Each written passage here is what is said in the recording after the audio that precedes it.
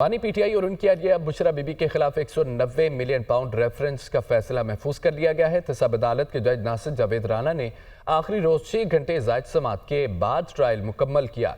महफूज फैसला 23 दिसंबर को सुनाया जाएगा। आखिरी समाअत का हवाल इस रिपोर्ट में।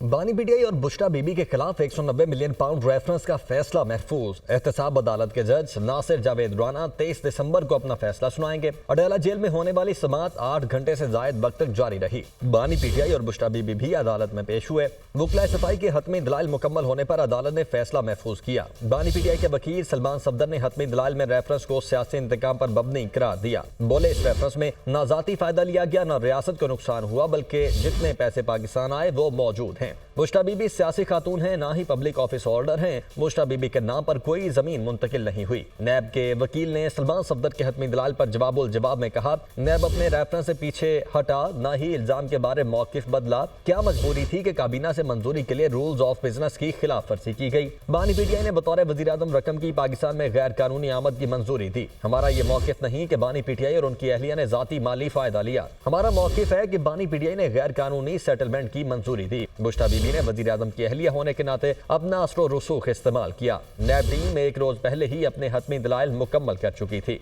190 मिलियन पाउंड रेफरेंस का ट्रायल 1 साल चला। 27 फरवरी को बानी पीटीआई और बुशरा बीबी पर फर्द जुर्म आयद की गई थी।